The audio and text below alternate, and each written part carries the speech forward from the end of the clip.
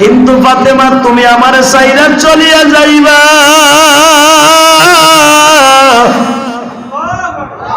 আমি এই 5টা সন্তান লইয়া কই যাব? আমার বড় সন্তানের বয়স, হাসানের বয়স মাত্র 8 বছর, হোসাইনের বয়স 7 বছর, মোহসেনের বয়স হইতেছে 6 বছর, জাইনাবের বয়স হইতেছে 5 বছর, আমার রুকায়ার বয়স হইতেছে 4 বছর। আমি এই 5টা সন্তান লয়া কই যাবো? ফাতেমা বলে যাইতেছে, হাসানের আব্বু, মৃত্যুর ডেট তো আর কেউ হাতে ধরে আনে না। আমার বাবা ইন্তেকালের আগে বলিয়ে গেছে আমার মৃত্যু হবে বাবার মৃত্যুর 6 মাস পরে। তুমি আমারে মাফ করছো কিনা একবার বলিয়া দাও, আমি আমার মাদেরকে বলবো। মা, ফাতেমার এই হাদিসের দ্বারা যারা আমার এই কথা শুনছেন গো মা, সবে বরাতে আমার আল্লাহ 10 জন ব্যক্তির মাফ করবে না। কয়জন? জোরে কোন কয়জন? 10 জনকে আল্লাহ কোনোদিন মাফ করবে না। তার ভিতরে 1 নাম্বার, যেই সন্তান তার মা বাবার সাথে নেমোখারামি করছে, মা বাবারে কষ্ট দিছে, আল্লাহ তারে আজকে মাফ করবে না। 2 নম্বর, ওই মহিলারে আল্লাহ মাফ করবে না যেই মহিলার প্রতি তার স্বামীর বদদোয়া আছে। ও বাজান, ভালো করে বুঝো, ফাতেমার এই হাদিসটা পকেটে করে নিয়ে যাইও। ফাতেমা বলতেছে, ও নবীর সাহাবী, আলীর বাবা, ও হাসানের বাবা, আমি ফাতেমা চলিয়া যাইতেছি। আমার বাবা আমারে যেদিন তোমার ঘরে দেয় গো, বাসরটা আমার বাবা নিজের হাতে নিজে সাজায় দিছে। বাজার দুনিয়াতে 1 জন 2 জন মাত্র নবী সন্তানের বাসর সাজায় দিছে। পকেটে করে হাদিস কেন নিয়ে যাইও? ইউসুফ নবীর বাসর সাজাই দিছে ইয়াকুব নবী। মারহাবা বলো। ইউসুফ নবীর বাসর সাজাইছে কে? কারণ ইউসুফ নবীর মা নাই, বাবাই সাজাই দিছে। আর ফাতেমার বাসর আমার নবী সাজাই দিছে কেন জানো? ফাতেমার মা নাই, বাবা আছে। ইউসুফ নবীর মা নাই, বাবা আছে।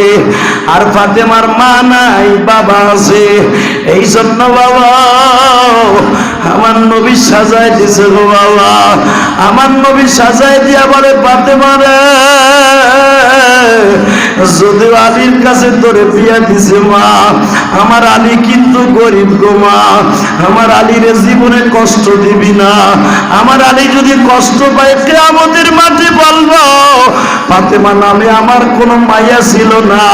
আর আমার আলী যদি একটা দিন আমার কাছে কোনো অভিযোগ দেয়, আমি বলবো ফাতেমারে আমি চিনি না। কিয়ামতের মাঠে আমি ফাতেমা বলে কাউরে চিনবো না। ফাতেমার এই কথা বলে দিলেন, আলীরে আবার নবী বলে দিলেন, আল ফাতেমা তো বুযাতুম মিন্নি, ফাতেমা কিন্তু আমার গায়ের একটা গোশতের টুকরা। এই কথা বলে আলীরে বুঝাই দিলেন, আলী, ফাতেমা কিন্তু আমার গায়ের গোশতের টুকরা, আমার ফাতেমারে কষ্ট দিস না। আবার ফাতেমারে বলে দিছে, আমি তোরে যে বাসর করে বললাম আমার আলীরে কষ্ট দিবি না, এটা কোনোদিন আলীর কাছে বলবি না। 2 জনের ভালোবাসা 2 দিকে ছিল গো বাবা। আমি আরো সহজ করিয়া দেই, আপনি যখন আপনার মেয়েটারে বিবাহ দেন, জামাইয়ের হাতে যখন 1 হাত করিয়া দেন, 2টা হাত যখন 4টা হাত হয়ে যায় বাবা, 4 হাত করার পরে জামাইয়ের হাতটা ধরিয়া বলো, বাবা গো, আমার মেয়েটা ক্লাস 7 পর্যন্ত পড়ছিল, আমার মেয়েটা ডিমও ভাজতে পারে না, আমার মেয়েটা 1 পাতিলা ভাতও রাঁধতে পারে না, আমার মেয়েটা একটা কাঁচা মরিচ জীবনে কুটিয়া বাটিয়া খায় নাই। ও বাজার, এই জন্য দেখবেন নিজের মেয়েকে বিবাহ দেওয়ার আগে সব শিখাই দেয়া সুন্নাত। আলীর কাছে দেওয়ার আগে খাদিজা কিন্তু তার মেয়ের 11 বছর বয়সে সব শিখাই দিয়ে গেছে। এই জন্য মেয়েদেরকে কাম শিখানো সুন্নাত। ও বাজান, আপনি যেমন বলেন আমার মেয়েটা বিএ পাস করছে, কোনোদিন আমার মেয়েটা কলম খাতা ছাড়া হাড়ি পাতিলা কোনোদিন ধরে নাই। ও বাজান, আপনি ছেলেটারে বলেন আমার মেয়েটারে কষ্ট দিও না, দরকার হয় একটা কাজের বুয়ার বেতন আমি দিব, 2-4 মাস গেলে ঠিক হয়ে যাবে, যদি এই জামানায় হয়ে থাকে। আমার নবী তো ফাতেমার জীবনের চাইতে বেশি ভালোবাসতো, ফাতেমাও তার বাবার জীবনের চাইতে বেশি ভালোবাসতো। আলীর হাতে তুলিয়া দিয়া বলে, আলী রে, আমার ফাতেমা জীবনে কোনোদিন ভাত পাক করে নাই, আমার ফাতেমারে কষ্ট দিস না রে আলী।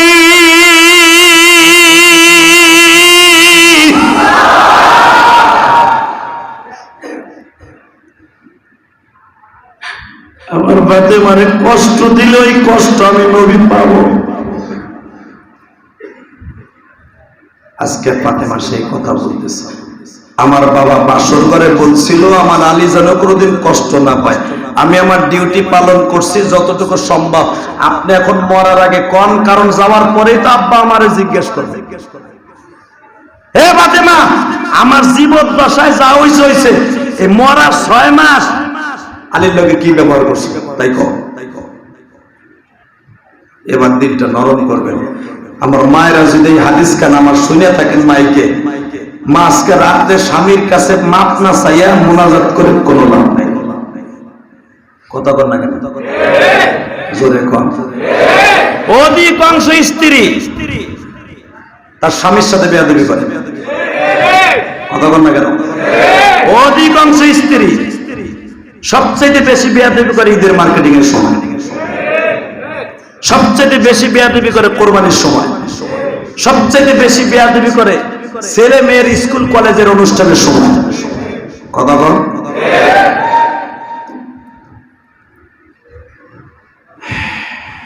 ওই মহিলাকে আল্লাহ আজকে মাফ করবে না, যেই মহিলা যদি তার স্বামীর কাছে মাফ না চায়। আপনি আমার এখন 6 মাসের ডিউটি দেন, এই 6 মাসের ভিতরে আপনার কষ্ট দিয়েছি কিনা? আলী ডাইরেক্ট বলে ফেললেন, ফাতেমা তুমি আমার কোনো কষ্ট দেও নাই। জোরে জোরে জোরে। বরঞ্চ আমি তোমার কষ্ট দিচ্ছি, আমি তোমার ভালো ডাক্তার দেখাইতে পারি না, এই 6টা মাসই তুমি অসুস্থ। আমি আলী জীবনে তোমার কোনোদিন একটা ভালো 3 পিস দিতে পারি না, আমি নবীর দায়িত্ব পালন করতে পারি না, বরঞ্চ তোমার সাথে নবীর দেখা হবে। যদি কালকে তুমি চলে যাও, নবী তোমারে গেলেই তো জিজ্ঞেস করবে 6 মাস আমার আলী তোর সাথে কি ব্যবহার করছে। নবীর কাছে বুঝায় কইরো যে আমি আলী তোমারে মাফ করে দিছি, তুমি আমার মাফ করে দিছো। আরো জোরে কর।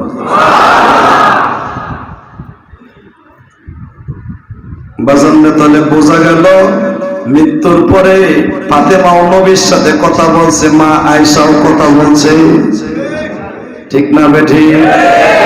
এ যুবক ভাইরা রে, নবীর ইশক যদি কারো অন্তরে থাকে তুমিও নবীর সাথে কথা বলতে পারবা। আজকে কার কার দোয়া কবুল হবে, কার কার হবে না, আমার দিকে তাকাও। 1 নম্বরে ওই যুবকের দোয়া কবুল হবে না যেই যুবক তার মা বাবার সাথে বেঈমানি করছে, ওই মানুষটার দোয়া কবুল হবে না যেই লোকটা প্রতিদিন মদ খায়, ওই লোকটার দোয়া কবুল হবে না যে সুদের টাকা আনছে বা সুদ খায়। ব্যাংকের সুদ তুমি দিতাছো অথবা সুদের টাকায় তুমি লাগাইছো, যতই কান্দ হাজি সাহেব আজকে কাজ হবে না। কথা বল না কেন? সুদের টাকাই না বাড়ি করছো হাজি, ওই বাড়ির টাকা দিয়ে তুমি কোরবানি দেওয়ার যাকাত দাও। তোমার ওই বাড়িতে যত ইনকাম হোক, ওই মার্কেটে যত ইনকাম হোক, তোমার ওই সুদের টাকার বাড়ির মধ্যে কোনো যাকাত নাই। কথা বল না কেন? সুদের টাকার বাড়িতে যদি কোটি কোটি টাকাও বছর ইনভেস্ট হয়, 1টা টাকা তোমার যাকাত নাই। সুদের টাকার মার্কেট করছো, প্রতি মাসে 5 লক্ষ টাকা ভাড়া পাও, 1,00,000 টাকা ভাড়া পাও, 50,000 টাকা ভাড়া পাও, বছরে তোমার 1 কোটি টাকা হয়েছে, 2.5 লক্ষ টাকা জাকাত আসতো, 2.5 পয়সাও জাকাত দিতে হবে না, কারণ ওটা হলো সুদের টাকা। সুদের টাকার মধ্যে কোনো জাকাত নাই। যারা সুদের টাকাই না বাড়ি করছেন, বাসাই দিয়া গেলাম, আপনার আর জাকাত দিতে হবে না। পয়সা গেছে না, সব টাকা আপনি খালি ভরবেন, কতক্ষণ না কেন সব টাকা না, 1 টাকাও জাকাত দিতে হবে না, দেনও কাম হবে না চান্দু।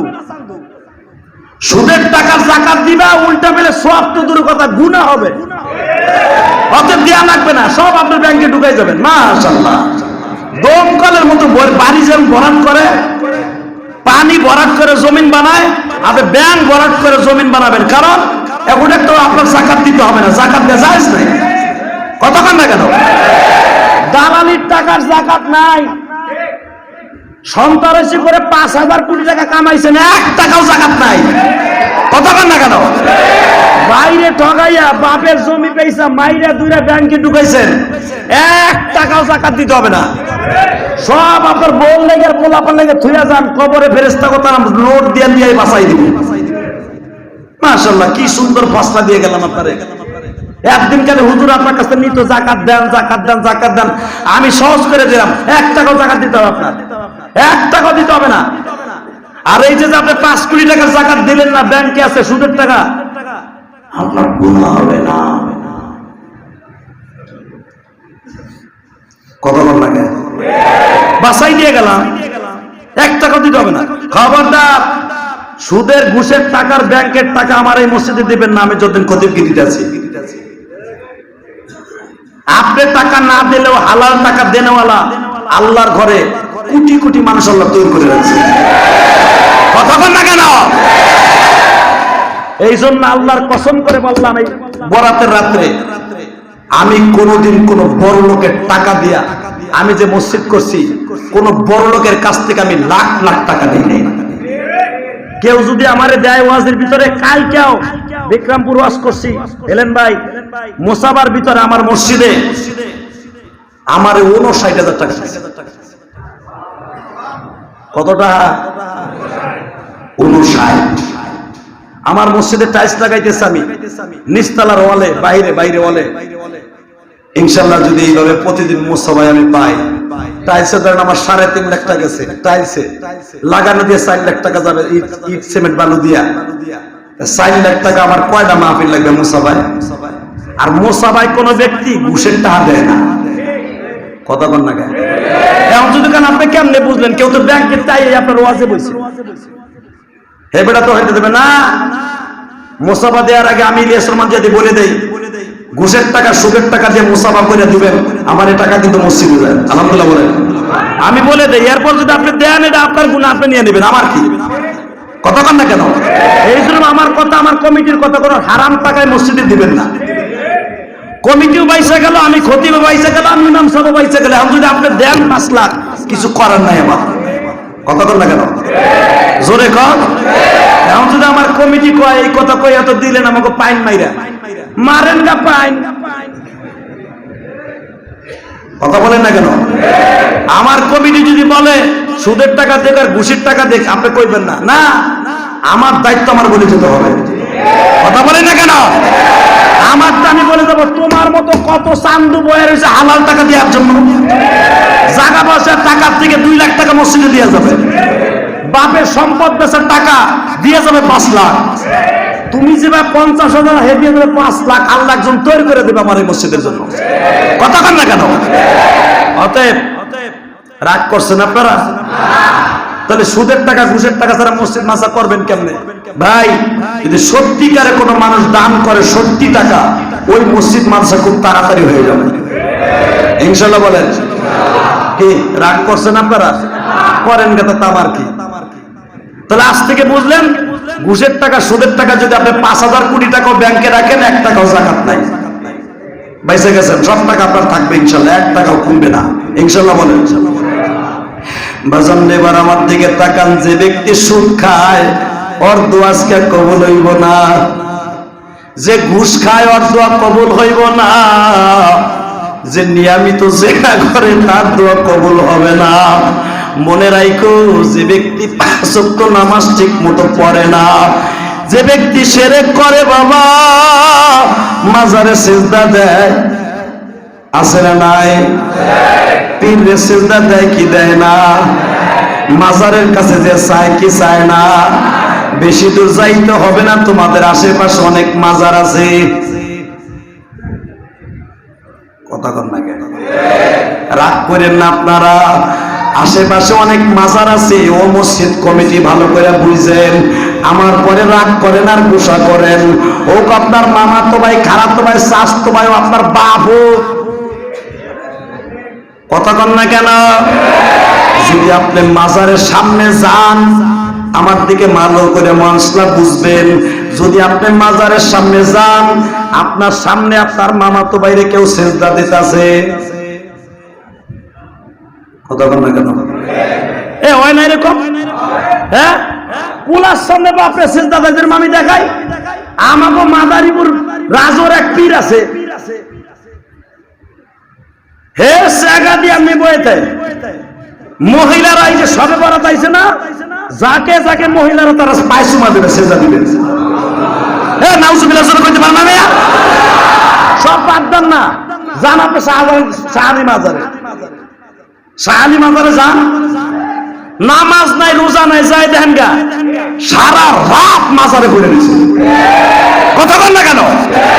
আল্লাহ যে কইছে যারা শিরক করবে আমি তাকে আজকে মাফ করব না। আল্লাহ না বুঝে শুনে কইছে। কথা বল না কেন? আল্লাহ না বুঝে শুনে কইছে যারা শিরক করবেন আমি আল্লাহ তাকে মাফ করব না। আশেপাশে দেখবেন অনেক পীর আছে, জনগণের কাছে সেজদা নেয়। আমি আপনাকে দুইটা পাও ধরে বলছি, জীবনে মানুষ কোনোদিন মানুষের কাছে সেজদা দিবে না, ইনশাআল্লাহ বলেন। আল্লাহ মাফ করবে না। আসেন এখন সবচেয়ে যেটা আমি আপনাদেরকে বলবো,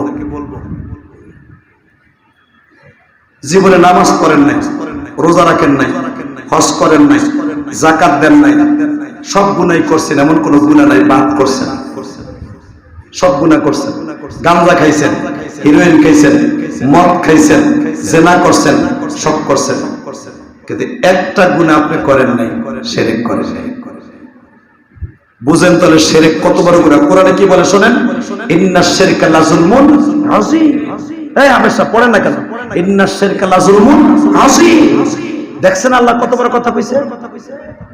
মদ খাইছেন, গাঁজা খাইছেন, জেনা করছেন, নামাজ পড়েন নাই, রোজা রাখেন নাই, হজ করেন নাই, জীবনে হজ করেন নাই, রোজা জীবনে একদিনও রাখেন নাই, যাকাত 1 টাকাও দেন নাই, কিন্তু হালাল টাকা যাকাত ফরজ ছিল।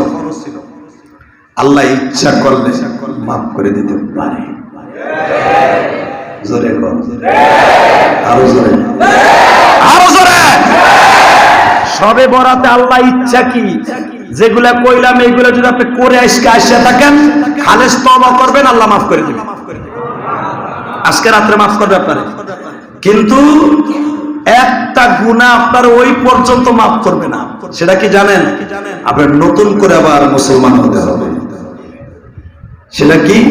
যদি আপনি শিরক করে থাকেন, আপনি মুসলমান নাই, আপনি নামাজ পড়ছেন, হজ করছেন, যাকাত দিচ্ছেন, সব কিছু করছেন, হালাকে মাঝে মাঝে যাইয়া পীরে সেজদা দিতেন, মাজারের কাছে চাইতেন, অথবা নিজে শিরক করতেন, কিন্তু আপনি জানেন না যে কবে আপনি কাফের হয়ে গেছেন। এই জন্য বরাতের রাত্রে সবচাইতে প্রথম দেখবেন সব ইমাম সাহেবরা, সব খতিব সাহেবরা দোয়া করার আগে আপনারা কালেমা পড়ায়। কালেমা কেন পড়ায়? জানি যে আপনি হয়তো বুঝেন নাই মাসলা, কাফের হয়ে গেছেন যে কোনো এক সময়, এই জন্য আপনাদের কালেমা পড়ায়, তওবা করায়। আজকে তওবা কালেমা পড়ার নিয়ত আছে না নাই? জোরে বলেন আমিন, আরো জোরে বলেন আমিন। বাজার শিরক করলে কিন্তু আমার মওলাই মাফ করবে না। এবার তুমি আমার দিকে তাকাবার কানবা, হুজুর তাহলে এইগুলা তো সবই আমি করছি, আমি তো মারে কষ্ট দিছি, বাবারে কষ্ট দিছি, আমি তো আমার ভাই বোনদের ঠগাইয়া আমি জায়গা জমি আত্মসাৎ করে ব্যাংকে রাখছি। হুজুর এখন আমার ভাইটা তো মারা গেছে গো, আমার ভাইয়ের কোনো ওয়ারিশও নাই, আমার বাইরে আমি কেমনে মাপ পাবো? আমার মালিক বলে, বান্দারে বরাতের রাত্রে তোর জন্য একটা সিস্টেম আছে।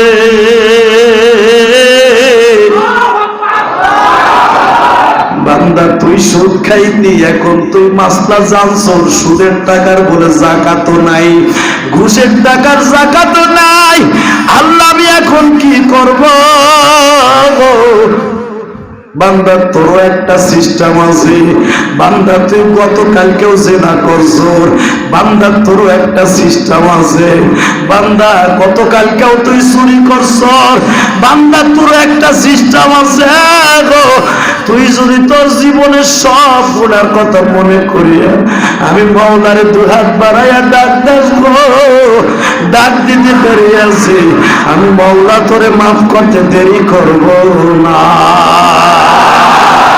যত গুনাহ করছো বান্দা জীবনে, যত গুনাহ করছো বান্দা জীবনে, মাফ করিয়া দিব আমার বিজু।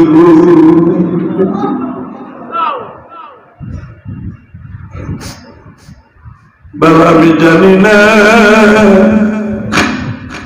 মারে কষ্ট দিয়া কবরে শোয়াইছো,